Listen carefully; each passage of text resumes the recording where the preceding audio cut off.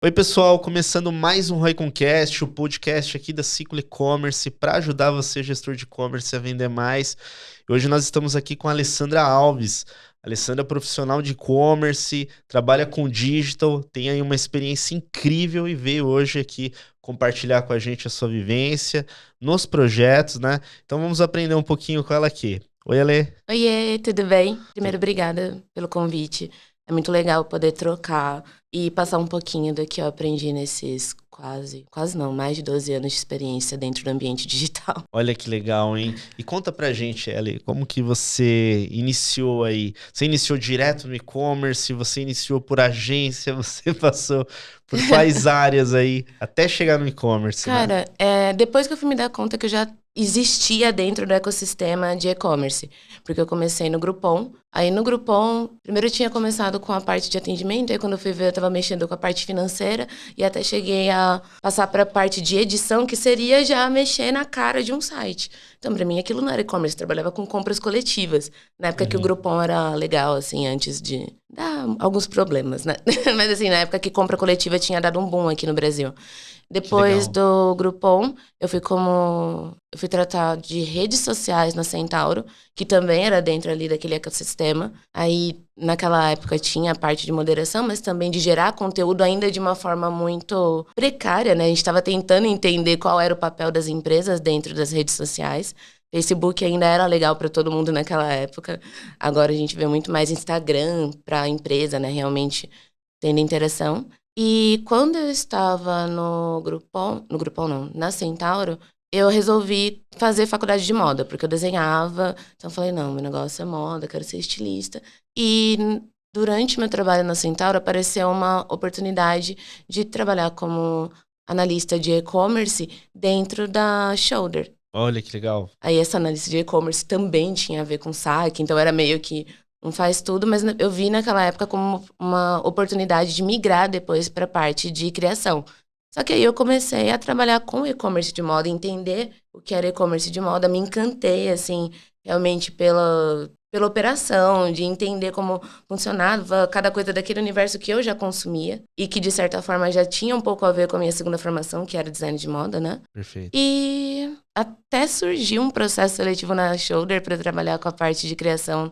Na época, eu fiz. Eu falei, quer saber? Não, acho que eu realmente gosto disso. Segui nesse caminho até então. Na Shoulder, eu passei por todas aquelas etapas, assim, foi o plano de carreira bonitinho. Então, foi de analista para especialista e eu terminei cuidando do site da Pop-Up Store, que era uma marca que o grupo havia adquirido na época, que era até da Fabiana Justus. E depois, com a saída do gestor da Shoulder, eu fiquei mais um tempo assim cuidando das duas marcas. Então foi uma época muito legal de aprendizado em todas as pontas. Então eu cuidava da parte estratégica, a parte da operação e até a gestão de mídias com os parceiros, né, agências e Que tudo legal. mais. Então ali foi onde você conseguiu conectar a tua vontade de trabalhar com moda e aí você, por um acaso, caiu no e-commerce. Eu comecei atrás de moda, Aham. entrei no e-commerce oficialmente e descobri que existiam particularidades dentro do universo de moda em e-commerce, dentro do ambiente digital, que eu acabava tendo muito mais facilidade. Tanto que eu Perfeito. acabei me especializando em moda eu já trabalhei em outros segmentos, mas com certeza é o que eu mais me sinto à vontade para trabalhar, para ensinar, tanto que eu sou professora também. E que eu realmente consigo trazer resultados mais legais por enxergar um pouco além do operacional básico. É isso que eu ia até te perguntar, né? Teu conhecimento, estudo em relação à moda contribui muito na gestão de um canal de venda, Nossa, na tua visão? no caso de e-commerce do segmento de moda, fez toda a diferença, porque a gente começa a entender o que é uma concepção de coleção. E isso Aham. acaba sendo levado para a criação de campanhas, a forma de comunicar. Porque se você perde o vínculo com o que foi imaginado lá na sala, lá no croquis, no contexto inteiro, realmente você perde a eficácia da absorção dessa informação pelo consumidor do outro lado. Então você conta histórias quando você monta uma coleção. E isso tem que ser bem informado também em digital. Uhum. Quando a gente tem uma loja física de moda, você ainda está Você ainda conta com o vendedor ali te oferecendo mais coisas, você conta com o toque do produto, a questão do caimento. Em digital, você tem que trabalhar com diversos elementos para trazer o encantamento, vencer resistências aí de, vai servir, não vai. E contar essa história que concorrendo com um monte de gente o tempo todo, né? A gente não concorre a gente não briga pelo limite do cartão somente com o segmento de moda. Mas tem muito segmento de moda. Assim, o segmento de moda é um dos maiores no e-commerce nacional. E ele não para de crescer. Principalmente você pega aquele relatório da Web Shoppers, você vê que é uma categoria, né? É um nicho que sempre está crescendo. Sim. E, ao mesmo tempo, sempre tem marcas novas chegando, né? Competidores chegando. Nacionais e internacionais. Lida com os dois, né? Exato. E trabalhar com moda no Brasil da forma correta, com, assim, pagando seus impostos, fazendo uma produção ali sustentável, é caro. Então, ainda existe um trabalho de convencer o cliente ali no topo de funil, que praticamente não existe mais, né? Por conta das novas funcionalidades desse mundo sem cookies que a gente está vivendo agora, fica cada vez mais difícil de você segmentar ali no topo. Então, às vezes, você está vendendo uma camiseta branca, mas ela tem um tecido que ele é regulamentado, ele tem um caimento perfeito, isso e aquilo, só que na foto é a mesma coisa de uma empresa de fora que está vendendo por 20% do valor que você realmente precisa vender aqui. Entendo. Mudou muita coisa na sua visão nesses últimos anos no mercado de moda? O que você tem percebido de diferenças, né? Antigamente, assim, acho que a gente conseguia colocar o preço mais fácil e vender somente pela marca, já era. Mas a internet não é mais só mato, então você não consegue mais alcançar um público tão legal com orgânico e às vezes nem com anúncio, dependendo tipo, do que está acontecendo.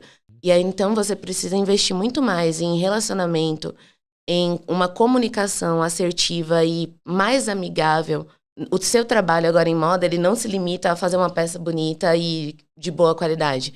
Você tem um trabalho que, se não for igual, é às vezes até maior, de produção de conteúdo para se manter interessante, para atrair novos usuários e se manter relevante para manter os que você conseguiu conquistar.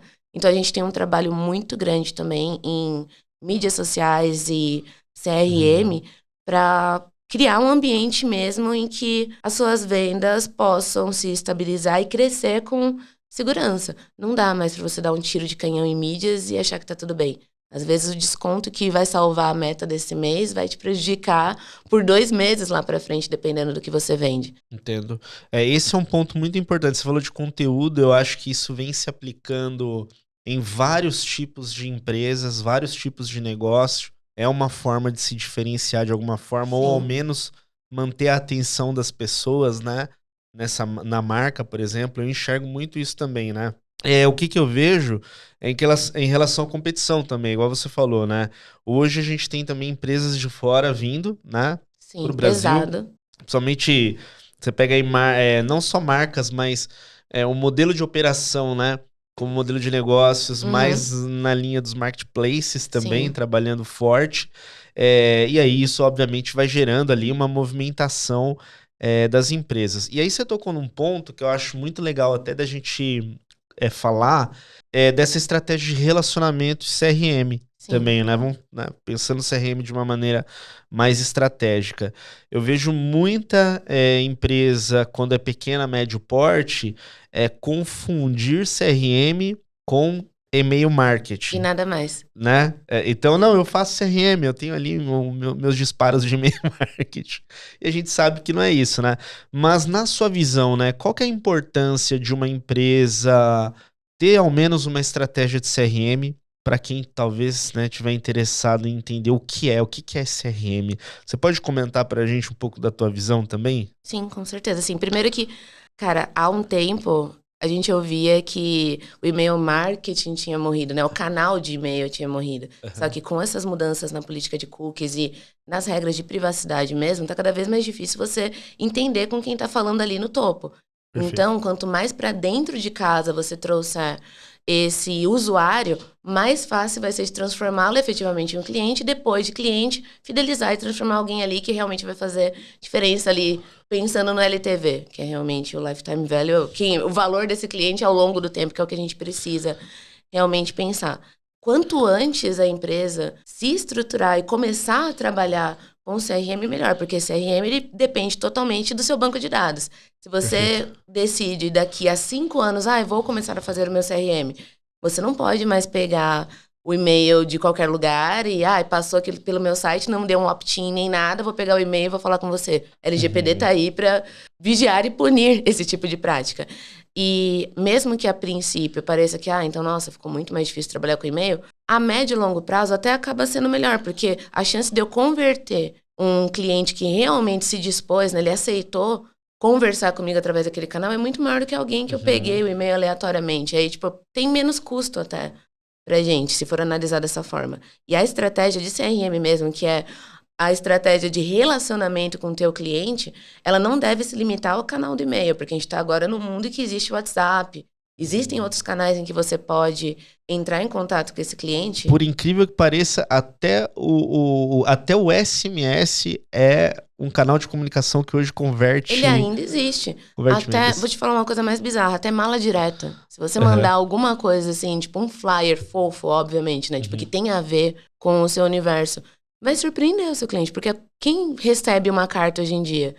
Nós fizemos uma ação na Camis, que é onde eu tô agora como head, com o envio de uns mimos, assim, para clientes selecionados. E aquilo deu um super engajamento. Era uma caixinha, assim, não era nada super caro, mas eram clientes que tinham realmente um histórico de compras muito legal na marca. Então, no aniversário da marca, nós mandamos um presente para elas, de verdade, assim, físico. E teve engajamento, acabou virando quase que uma ação de seeding, porque algumas tinham ali, não vou dizer que eram macro-influenciadoras, mas tinham uma certa influência dentro do nicho que atuavam, e elas compartilharam, marcaram, e aquilo até trouxe retorno pra gente em questão de awareness, né? Então foi muito legal nesse sentido. Mas voltando à questão do CRM, acho que o primeiro ponto, para separar, o e-mail marketing ele faz parte da estrutura de uma estratégia de CRM, mas o CRM ele não deve se limitar a isso.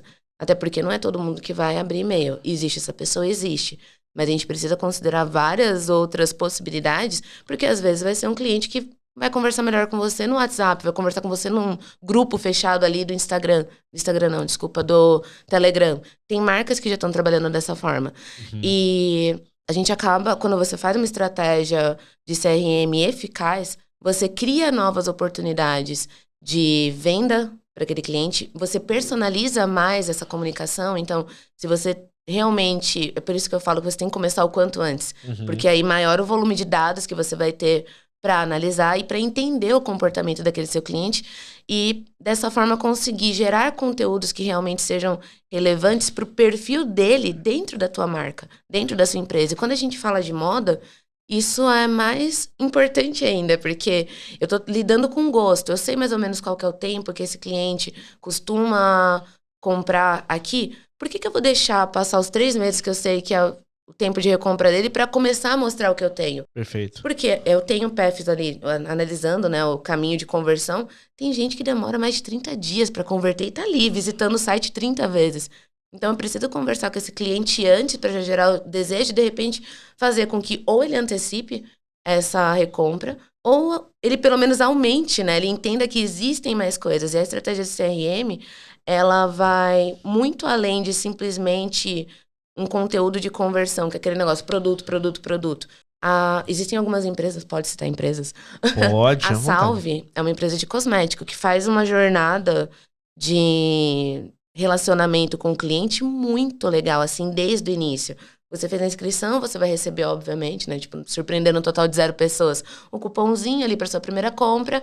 E aí ela começa uma parte que é meio de nutrição da base. Ela começa a educar o usuário com relação aos produtos dela. Então, primeiro e-mail aqui, eu tenho o seu cupom e algumas coisas gerais, assim, tem essas vantagens. Você tem frete grátis acima desse valor, tem não sei o que lá, esses aqui são os nossos best-sellers. Aí depois coloca no negócio mais trazendo benefícios, assim, atributos de produto. Tipo, para qual pele? Tem um quiz aqui para você descobrir qual é o seu tipo de pele e a partir desse quiz você vai ser direcionado para uma landing com produtos pensados para aquilo.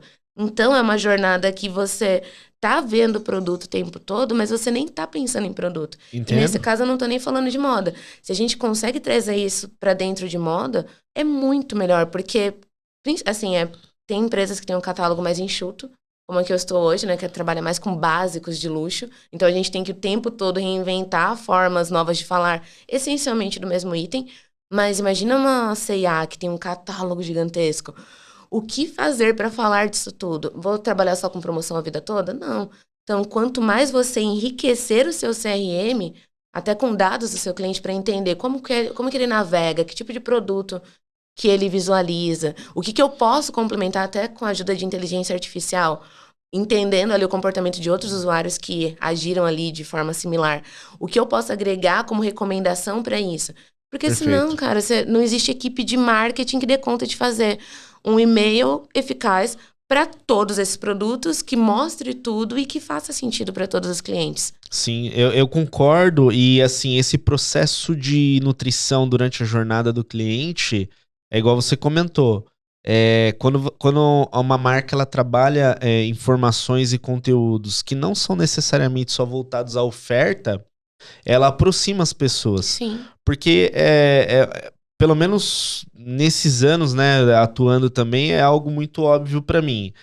Toda oferta, ela vai ter uma excelente taxa de conversão se você atingir a pessoa que está no momento Sim. de consideração e decisão. Acabou. Quem não tá nessa fase, essa informação ela não é relevante naquele momento. A não ser que seja uma super oportunidade, mas aí também a sua margem não vai curtir tanto, né? Aí a gente entra até nesse ponto que você falou. Tá, aí eu tô buscando oportunidade, apareceu algo fora da curva. Sim. É um preço que nunca mais vai ter, beleza? Aí você tá estimulando o consumidor por ali. Mas agora, essa questão do conteúdo, de conscientizar, trazer informação, poxa, principalmente hoje, né? Você citou uma marca legal, né? Que é a Salve. Eu vejo que, entrando um pouquinho até na linha de cosméticos, né? Tem muita empresa aí, né? Com a bandeira aí do vegano, né? E assim, é um posicionamento, né? Sim, sim. E o consumidor, a gente tava falando até um pouco de gerações, né? Antes do episódio. Eu vejo que os novos consumidores, eles olham muito, não só o produto que uma empresa vende, mas isso aqui tá fazendo bem pro meio ambiente, Sim. tá fazendo mal, como que é o posicionamento de uma empresa para outra, enfim. E conteúdo entra nessa ponta, né? E o conteúdo tem que ser consistente também. Porque não adianta você levantar uma bandeira somente no momento em que esse assunto tá em alta e no seu dia a dia você não tá nem aí. De repente eu levantei uma bandeira super, assim, dos produtos veganos, sustentáveis, não sei. E aí eu vou e lanço, tipo, um material que é super nocivo pro meio ambiente. Entendo. Porque a única forma hoje, dentro do segmento de moda, de você se diferenciar dessas gigantes que estão vindo do lado de fora, porque assim, não dá mais pra bater naquela tecla que vai vir tudo torto, vai demorar 2 anos pra chegar. Eles melhoraram muito o nível de serviço. Então, aqui dentro a gente tem que melhorar ainda mais, seja em entrega, na questão do unboxing, que é mesmo a embalagem, a experiência de recebimento daquela encomenda, qualidade, obviamente, né? A gente não deveria ter que falar isso, mas a cobrança agora por qualidade é ainda maior, porque o nosso preço acaba sendo maior do que o desses caras que vêm de fora. E acho que a preocupação com o que vai além do produto e a forma com que nós conduzimos isso dentro de conteúdo é aquela chave que pode realmente fazer a diferença entre a marca morrer no primeiro ano e ela se consolidar e ir fidelizando cada vez mais clientes. E isso vai desde a transparência na comunicação com o seu cliente, realmente, do atendimento diferenciado, porque a gente tem muitas ferramentas hoje para automatizarem o atendimento, mas às vezes você precisa falar com alguém. Por que dificultar tanto o alcance de uma pessoa real? Eu acho que a gente deve utilizar todas as tecnologias possíveis e imagináveis para agilizar o processo ali na ponta, mas mantém lá embaixo pelo menos alguma coisa, tipo, precisa de ajuda? Fale com alguém de verdade. Porque a gente fica nessa de tentar distanciar ao máximo e depois você volta numa estratégia de CRM com o WhatsApp do nada de um vendedor me chamando, assim, tipo, quando eu precisei falar com alguém de verdade, eu não achei. Então até isso tem que ser consistente hoje pra gente se diferenciar. E uma coisa até que eu aprendi com a pandemia, né? A gente teve que fechar a loja e tudo mais, como todo mundo. E deu aquele desespero, o que fazer com esse bando de vendedor? E aí o canal de WhatsApp, que ainda até existia, né? Quando entrava alguém perguntando alguma coisa do saque, não tá sabendo usar o cupom, gente. Finaliza por aí.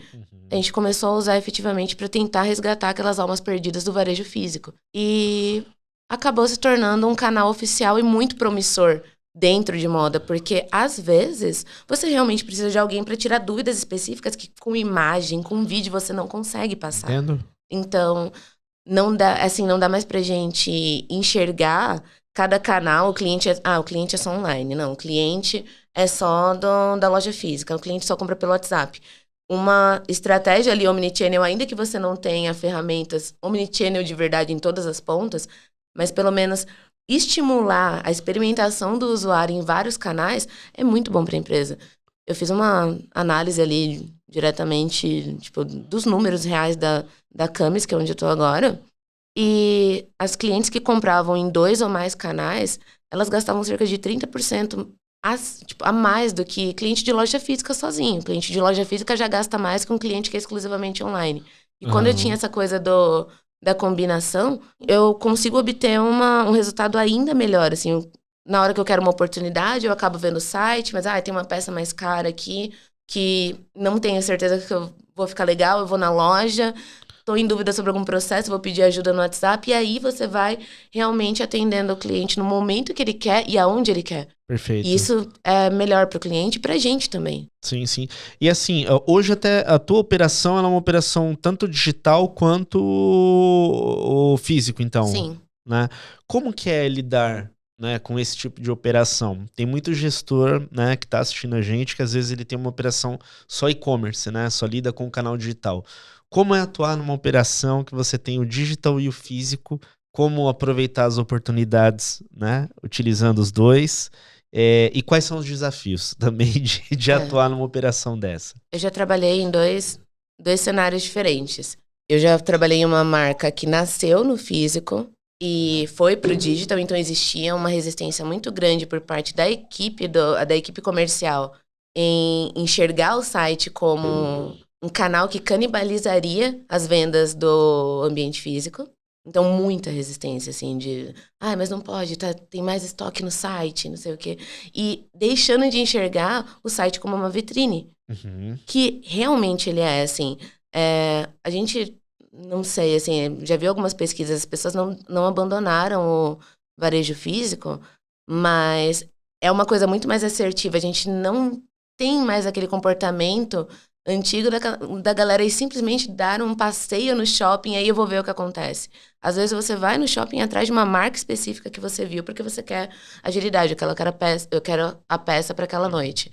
Ou você vai por uma oportunidade, vou resolver alguma coisa no banco, vou resolver alguma coisa de passaporte, o negócio da receita dentro do shopping, e aí você acaba conhecendo passando na frente. Mas o site, a estratégia digital feita da forma correta, seja nas redes sociais, mas assim, tudo conectado e apontando também para os outros canais que podem ser utilizados, enriquece muito, assim, gera realmente fluxo para o varejo físico. Só que quando você vende uma marca que já está bem estruturada nesse tipo de modalidade, tem uma resistência gigantesca. E aí, a forma de romper isso é conectar os dois canais, que seria, a gente vai ter um código de vendedor, então você consegue indicar se o seu cliente, você passa para o teu cliente que vem aqui, se por acaso ela encontrar uma peça com oportunidade e ela só viu no site, ela pode comprar e você também recebe ali um percentual de comissionamento. Dá um pouco de trabalho ainda, educar a equipe para isso, mas a longo prazo, a possibilidade de alcance desse vendedor é muito maior se ele se utiliza de ferramentas digitais. Sim, sim. Tem algumas operações que fizeram esse movimento de estimular, né, os vendedores, né? Hoje você tem tecnologias no mercado, né? Uma tecnologia que tem muita operação que usa a própria Dito, né? Quando a gente fala de CRM, então... Sim, a questão digital, da agenda, né, do vendedor. Eu acho que essa questão, ela pode... Esse movimento, tanto tecnologia, mas quanto cultura, né? De educar a equipe, ele agrega muito. E ainda nesse pilar, eu vejo uma baita oportunidade em muita operação de moda, mesmo porque moda você tem recorrência, né? Sim. Assim como quem atua com o segmento de calçados também, né? É um produto que tem recorrência. Pode ser que não tenha uma recorrência instantânea, né? Já de ter uma recompra no próximo mês, mas dá para estimular dentro de uma janela de 1 ano, né? Você compra mais roupa do que televisão. Olha que interessante, né? Ainda assim, né? Se eu for compartilhar, Lê, aquilo que a gente falou no início do tema, né? Da pauta de CRM. Não são todas as empresas de pequeno para médio porte que e-commerce que fazem mesmo, assim. Sim. Grandes fazem há muito tempo, né? Mas essas operações eu vejo que tem muito espaço ainda para crescer. Aí eu queria puxar agora uma outra pauta aqui, um outro ponto legal para a gente falar, que é o crescimento também de algumas mídias, né? Algumas plataformas de mídia. Então, por um bom tempo aí, a gente tem aí teve os investimentos concentrados no Google, no Facebook, né? No Meta. Sim. Aí o TikTok explodindo, né? De volume de base de usuários, né? A cada momento. Você tem testado? Vocês usam o TikTok na operação de vocês? Já fizeram investimento em mídia, nesse tipo de mídia? Queria que você contasse a tua experiência também aí pra gente, caso, né, vocês já tenham utilizado o canal. Olha, eu vou falar sem crachá. Já fiz teste de campanha no TikTok.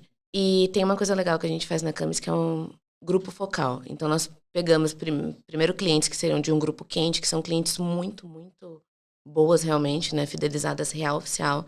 E a gente faz pesquisa sobre diversos... Uma pesquisa, assim, uma call. A gente manda alguns produtos para elas testarem, faz perguntas sobre o produto e também sobre a marca em geral, a nossa comunicação. Pelo menos dentro do nosso nicho, a maior parte ou falou que não usava o TikTok, assim, quem não era geração Z, né, falou que não utilizava, não conseguia se interessar.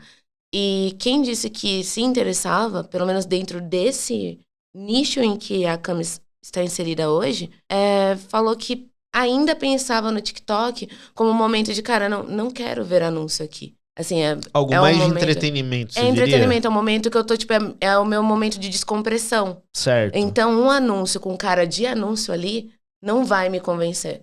Então, o que a gente tem tentado, como anúncio mesmo, assim, utilizando a plataforma de anúncio, realmente não valeu a pena.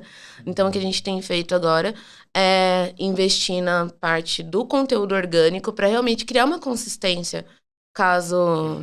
Né, eu não acho legal você chegar, eu vou começar a fazer anúncio no TikTok, eu entro lá no perfil, mas não tem nada, você nem usa o TikTok. É uma coisa muito sem veracidade, né? E o usuário percebe.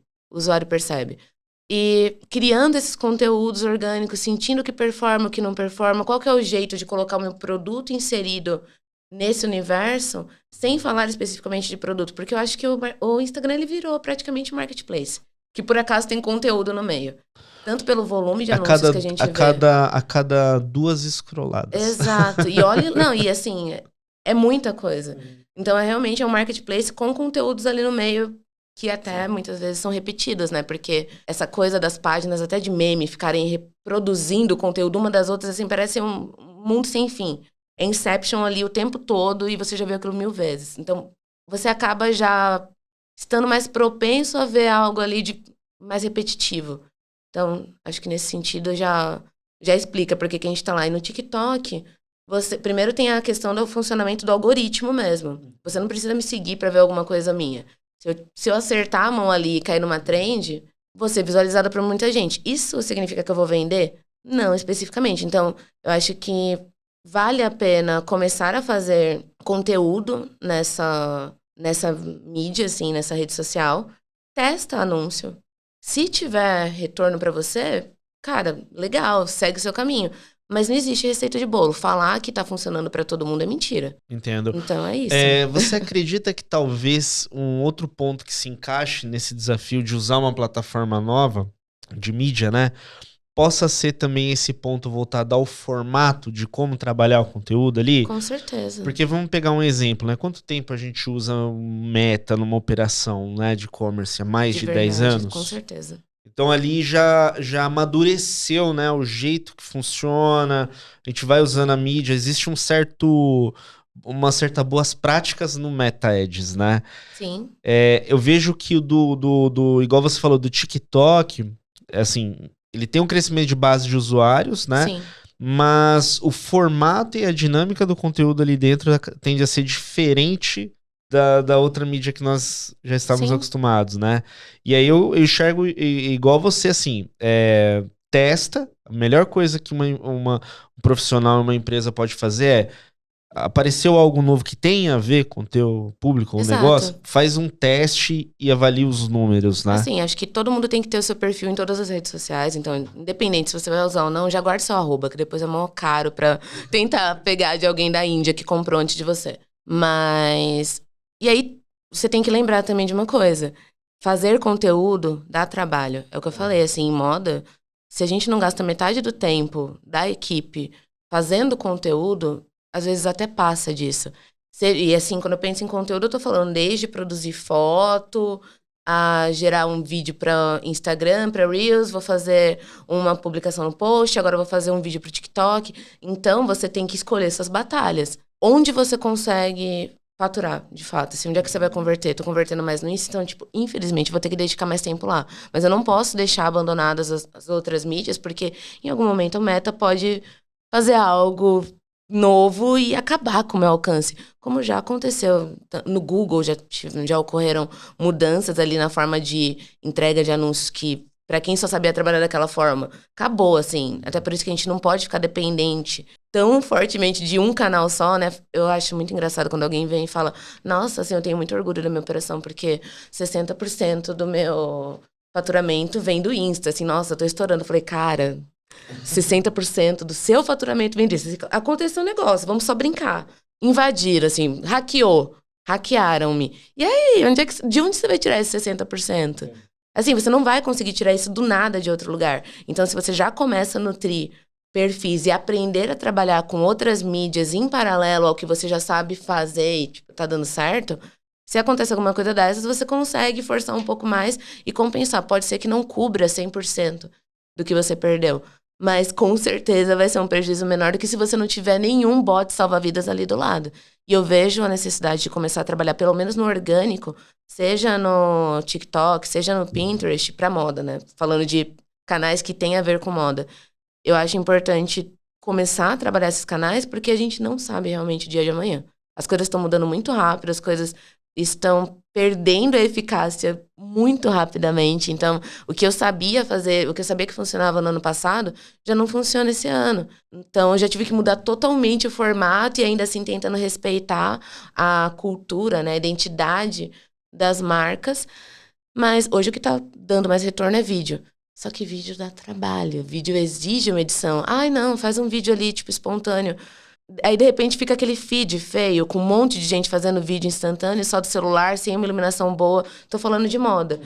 A coloração muda se eu tiver, dependendo da câmera. Se eu não tem uma iluminação boa, um laranja pode parecer amarelo, um vermelho ele pode parecer um vinho. E isso pode me gerar trocas. Então, assim, até nisso eu tenho que me preocupar. Então, é muito de aprender realmente a trabalhar. E aí, de novo, puxando a sardinha pro CRM. A gente não pode ficar dependendo de 100% de plataformas que, no fundo, a gente não sabe efetivamente o que acontece ali. Tem um dia que tá indo tudo bem. E você faz a mesma coisa num dia, nos próximos dias, e do nada para de funcionar. Mas o que aconteceu? Eu não recebi nenhuma sinalização. Né? Não existe nada que fale, por favor, não poste o mesmo tipo de conteúdo 5 vezes que eu vou achar que você não é mais relevante. Não existe ninguém que consiga explicar com propriedade, assim, com acuracidade, por que que um conteúdo realmente vai e o outro não? Por que que algumas coisas viralizam e outras não? Tem um interesse, algoritmo. Tá, beleza, mas tem coisa que, assim, a gente realmente não consegue fazer, emplacar, e outras que você fala, cara, eu não sei. Entendo. E aí o CRM é a única coisa que você ainda consegue controlar. E só voltando um pouquinho, a gente tinha falado sobre a questão da omnicanalidade entre quem trabalha com varejo físico e online ao mesmo tempo. Uma coisa, tô falando muito de levar o online para a loja, mas tem muita estratégia do varejo físico que a gente pode trazer para o digital. Então, essa questão de você colocar alguém sempre à disposição ali é quase como uma loja de departamento, que o vendedor não fica te seguindo, mas sempre tem alguém para você procurar e pedir ajuda caso você não se encontre. Então, mantenha o canal de contato ali próximo. tem alguns insights que vêm também da equipe de vendas, que às vezes você fala, cara, verdade, eu poderia ter melhorado isso. Acho que às vezes tem por mais que a gente trabalhe com omnicanalidade, às vezes tem uma separação, assim, um distanciamento muito grande das estratégias do físico e do digital, sendo que se a gente unir e colocar até a equipe mesmo, que está ali no chão da loja, atendendo para trazer a opinião, às vezes vai te dar uma visão para você entender por que um produto não está vendendo. Aquele ponto que a gente sempre diz, né, em relação ao pessoal que está em vendas, querendo ou não, são as pessoas que estão de frente com o cliente. Sim, é o feedback mais rápido do Oeste. Ouvindo diretamente o que é bom e o que não é, né? Um ponto aí que vem não só crescendo, mas é a realidade, é a inteligência artificial, né? Sim. Tanto, né, ChatGPT quanto outras ferramentas. Até mesmo eu estava explorando esses dias um conteúdo de ferramentas que literalmente produziam, criavam um modelo usando... Sim, eu tava testando umas coisas assim também esses tempos. E assim, em altíssima qualidade a imagem, mas enfim... Você utiliza alguma tecnologia hoje para tornar algum processo mais produtivo, tua equipe? Se sim, né? Quais vocês gostam? Em que momento é benéfico na tua visão utilizar? Assim, eu acho que a inteligência artificial usada com conhecimento e assim com validação, ela é muito benéfica para qualquer tipo de operação. Então, hoje a gente já acabou, né, absorvendo aí de forma meio precária a inteligência artificial na produção de conteúdo. E quando a gente pensa, vai parecer uma besteira, mas até, sabe aquela coisinha de você tentar escrever a primeira linha, aquela primeira linha que às vezes demora 1 hora e você não acerta? Uhum. Então, até pensando em tornar a questão da inteligência artificial uma coisa tangível e aplicável para negócios de vários portes. Cara, não sei como começar um post de Instagram sobre tal produto. Brinca lá no ChatGPT, mas eu não tô falando pra você simplesmente pegar aquele resultado e postar, porque tá todo mundo fazendo a mesma coisa. Então, assim, a gente tá bebendo da mesma fonte. A inteligência artificial bebe da mesma fonte. E se a gente começa a replicar aquilo, é água morna que a gente tá bebendo e reproduzindo. Então, acho que precisa ter o feeling também de pegar, utilizar aquilo como base, nesse caso do ChatGPT, e trabalhar, usar isso daí como, tipo, meio que um destravador ali de ideias e em cima daquilo você trabalha e desenvolve algo com a sua cara. Então, essa é uma oportunidade. Tem algumas ferramentas que já tratam imagens muito melhor do que a galera de fotografia. Desculpa, gente, assim, não tenho nada contra vocês, mas realmente, assim, às vezes a gente tá super corrido. Tô com a foto que veio do fotógrafo, mas eu preciso muito lançar amanhã, porque se eu não lançar amanhã, assim, eu não vou salvar a meta do mês. Tem uma ferramenta chamada Cutout Pro, que ela faz o tratamento, assim, muito próximo do real, sem deixar a pessoa parecendo a boneca Bratz. Então, respeita a questão de tonalidade e, de repente, para uma emergência como essa, para subir uma imagem ali que não estava ainda no padrão, já resolve. Depois você pega e faz o tratamento normal. Eu sei que já tem fotógrafo realmente utilizando ferramentas com inteligência artificial para fazer isso. Então, se você não tem recursos para pagar uma operação tão complexa, você já pode correr atrás disso. Então, quem faz foto em casa, assim, já pode trabalhar com isso para tentar deixar com mais cara de profissional. E moda, o tratamento de imagem faz muita diferença. Não adianta você colocar, tipo, um modelo com... Assim, a maquiagem, estou vendo todos os seus poros, isso e aquilo, a gente presta atenção. Em moda feminina, principalmente. Moda masculina, você pode cortar até o pescoço, assim, do modelo, que não faz tanto. Mas para feminina, agrega valor. Pegando essa questão da imagem, né, para moda, eu também enxergo esse grande impacto, né? E sobre as ferramentas, eu vejo, agora pegando um pouco, profissionais e ferramentas que vão surgindo. Sim. Todo profissional que se mantém atualizado, ele surfa em cima das tecnologias que surgem. Ele não encara a tecnologia que surgiu como algo que vai... É um ceifador de almas, substituí-la. Né? Não, Exato. Ele vai olhar aquilo e vai falar, poxa, como eu vou usar isso? Sim. Eu acho que essa é um ponto de vista que eu tenho, assim, eu compartilho, né, desse ponto de vista com muita gente. Pô, surgiu algo novo, significa que vai mudar como é feito... Como que eu posso fazer parte dessa mudança? Exatamente, assim, na verdade, sempre foi assim. Há anos. Sim. Sempre surgiu algo novo que causou desconforto, mas depois as pessoas entenderam como aquilo funciona. Sim, quem se adaptou ficou. E se adapta. Então eu vejo que tem espaço também para os profissionais técnicos, né, que tem ali sua habilidade técnica, em aproveitar aquilo. Com Lá certeza. mesmo, vamos pegar, né, o ChatGPT. Poxa, eu já vi profissional nosso de mídia, por exemplo, vou pegar mais no campo do Google, né? Uhum. Não fazendo levantamento de palavras-chave, mas validando e refinando através dele. Então Sim. você tem ideias e você interage com o chat para ver uma visão dele da sua ideia. E pensando também que ele tá o tempo todo aprendendo com outras pesquisas, a chance daquela informação ser procedente é gigantesca, mas é por isso que a gente não pode abrir mão ainda de... Ainda não. Eu acho que a gente nunca vai poder abrir mão de profissionais realmente capacitados para interagirem com essas ferramentas, porque sempre vai ser necessária uma validação. A gente está num momento, a gente está vivendo um momento em que é muito fácil você divulgar informações falsas e ser visto como verdade. E essas informações são replicadas e viralizadas com muita facilidade. Se a inteligência artificial se alimenta do que está em maior volume dentro da internet, a chance de eu pegar alguma informação ali, uma informação divergente, né, uma informação inconsistente, é muito grande. E se eu não tiver alguém realmente capacitado para olhar aquilo e falar, pera, isso aqui tá meio esquisito, não dá pra, assim, é uma forma burra de utilizar a inteligência artificial. Mas o fato é, não dá para você pensar em mais nenhuma posição, nenhuma etapa dentro do e-commerce, do ambiente digital, sem ver que a inteligência artificial vai fazer parte disso. Ela vai fazer parte de alguma forma. Ela pode fazer parte ajudando, assim, de cara mesmo. Ela vai estar lá dentro interagindo com o meu usuário. Ela vai trazer, tipo, a inteligência artificial vai ser uma ferramenta que vai intermediar realmente a oferta de uma vitrine recomendada, de recomendações para o meu usuário com base nos dados capturados. Ela vai fazer uma análise preditiva, de repente, dentro de um CRM, do que ele poderia gostar de ver, independente disso ter sido visto lá atrás ou não. Mas eu ainda preciso validar essas estratégias. Então, eu preciso aprender a trabalhar com essas ferramentas para entender qual delas pode ser aplicada no meu negócio. Se ela já pode ser aplicada ou não, porque, assim, tem muita coisa que eu posso aplicar. Mas eu devo aplicar agora? Tipo, vale a pena eu colocar isso agora? Talvez não, por exemplo, depende muito do porte da empresa. Se eu posso realmente colocar uma inteligência artificial ali no meio de uma equipe de atendimento, mas eu acho que é sempre importante eu manter o canal para falar com o humano, porque em algum momento aquela informação pode ser errada. E assim, o print tá aí, é passível de processo, então a gente precisa ter essa validação. E para os profissionais, eu acho que a questão é, cara, veja o que você faz. Você gosta do que você faz? Ótimo. Então já entenda em que parte a inteligência artificial pode fazer o que você faz.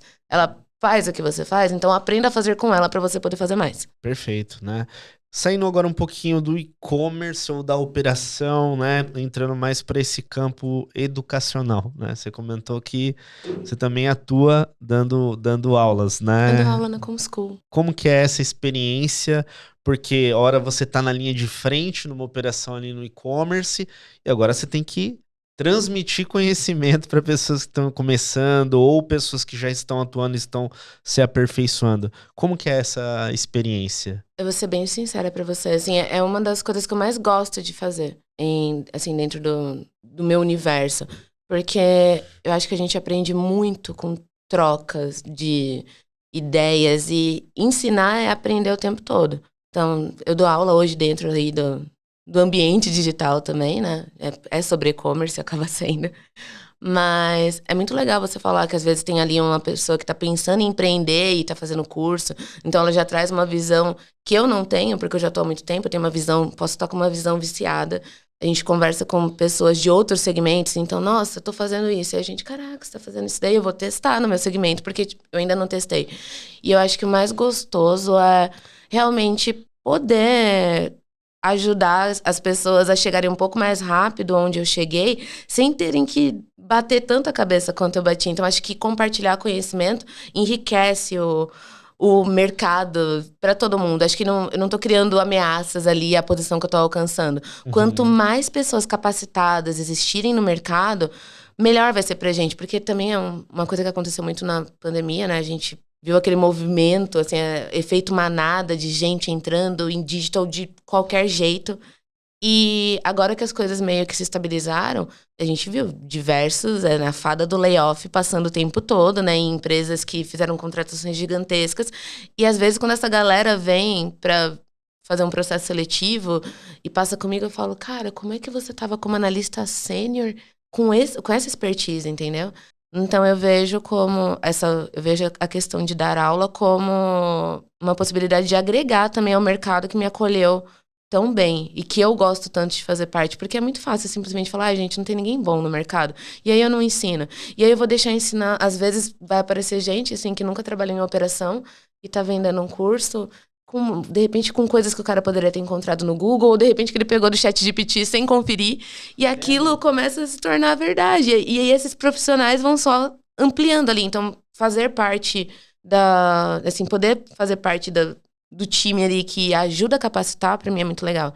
Tanto que eu quero super encontrar algum projeto social que esteja capacitando jovens, assim, tipo de periferia mesmo, né? Jovens periféricos e minorias, dentro do ambiente digital, para conseguir dar aula disso, porque eu gostaria muito que eles já viessem com um know-how do que é uma operação mesmo. Acho que esse é um diferencial que eu tenho hoje, assim, porque eu vi a operação muito do começo, hoje eu tô na parte estratégica, e eu faço questão de manter o contato muito próximo com todas as áreas para ter uma visão global. Acho que isso pode parecer uma coisa meio doida, mas é o que mais me ajuda a ter uma reação rápida quando tem algo dando errado, porque tem um negócio acontecendo lá na loja, eu já pego aqui e falo, cara, vai replicar aqui, já vou reagir. Legal. Então, acho que isso é uma coisa boa E já de fica o recado. Quem tiver aí um projeto social, a Lê, né? Ela já se dispôs aqui. Ah, mas é verdade. Não, mas real. O interesse dela em dar esse apoio, né? E você tocou nesse ponto da educação, que eu acho interessante, porque você pega, né, escolas como a Com School, eu quando comecei no e-commerce e no digital, fiz na Internet Innovation, na época, Nossa. né? Antiga também. Cara, quando eu comecei nem tinha curso. Mas assim, o que eu acho que é interessante? Quando as aulas, né, o conteúdo, ele é passado por quem está numa operação de e-commerce, eu acho que isso é muito valioso. É basicamente o que a gente faz aqui no podcast. A gente convida a galera que tá na linha de frente do mercado. Tem a questão que a gente falou agora há pouco. As coisas estão mudando muito rápido. Se você não está inserido nesse universo, se eu parei de trabalhar dentro de operação no ano passado, eu já estaria por fora de tanta coisa, eu não estaria tão por dentro da inteligência artificial, que dominou total. No ano passado, a gente estava ouvindo falar muito de metaverso. O metaverso ele foi engolido pela inteligência artificial de uma forma, assim, dentro das rodinhas de digital. E aí, cara, se eu tivesse parado lá e de repente eu voltei, eu perdi muita coisa. Então, acho que é importante também buscar profissionais para passarem esse conhecimento, porque não dá, assim, na prática a teoria é outra. E as teorias estão perdendo a validade muito rápido dentro do nosso mercado. Entendo perfeitamente. Ale, queria te agradecer por esse episódio aqui com a gente. Foi um prazer. Só uma perguntinha agora, uma dúvida. Foi o seu primeiro podcast? Foi. Poxa vida, foi um baita episódio. Ai, que bom. Ó, já te adianto aqui que o pessoal, na minha opinião, o pessoal vai gostar muito. Ai, que legal, fico feliz. Sempre peço aí pro convidado, se quiser deixar algum recado pra audiência, seja para quem tá empreendendo, para quem tá gerindo uma operação de e-commerce, fica à vontade. E os seus contatos, né? Quais são os canais que as pessoas podem se conectar com você? Recado é sempre muito difícil, mas assim, acho que ao longo desse episódio a gente falou várias vezes, mas mantenham-se atualizados de verdade. E para isso, não basta você só fazer, não é questão de só fazer curso. Entre em grupos, comunidades que estão com outras pessoas atuando dentro do mesmo segmento, dentro de e-commerce em geral, porque eu aprendo muito nesses grupos, né? Eu hoje sou voluntária do Mulheres no E-Commerce e eu fico à frente também, eu administro o grupo de mulheres negras, que foi criado realmente para conseguir fomentar mais oportunidades para essas mulheres que são tão incríveis. E às vezes a gente se sente sozinha. Mas então, procurem essas comunidades que façam sentido e aprendam, porque às vezes o problema do outro é uma solução que você já conhece, ou então já é uma coisa que você vai ficar esperto e dar uma olhada mais a fundo. Então, você aprende muito com quem tá vivenciando ali. Acho que é a melhor fonte. Sobre novas tecnologias, assim, não adianta ter medo da tecnologia, não adianta ficar chateada, não, vou boicotar. Você pode boicotar, mas o teu cliente não vai. Então, chegou alguma coisa nova, se informa, se faz sentido, aprende. E redes sociais, ai, não vai fazer sentido para minha marca. Já faz o seu perfil, tenta usar. Pode não fazer sentido agora, mas lá na frente pode alguma coisa mudar. Olha o tanto de mudanças que a estrutura do Meta teve ao longo dos anos. Se tornou um gigante, assim. Quem ia dizer que Instagram ia começar a vender produto? Hoje em dia, vou ser muito sincera pra vocês. Eu acho que, pelo menos dentro do segmento de moda, eu consigo vender sem o Google. Pelo menos o meu produto, né, que é muito nichado. Mas eu não consigo vender sem a estrutura do Meta. E... último toque seria na hora de validar, né, os dados, analisem. A análise ela não deve ser feita uma vez por semana. A análise é feita todos os dias. Entendam quais são os KPIs, né, os indicadores que são relevantes para a sua operação.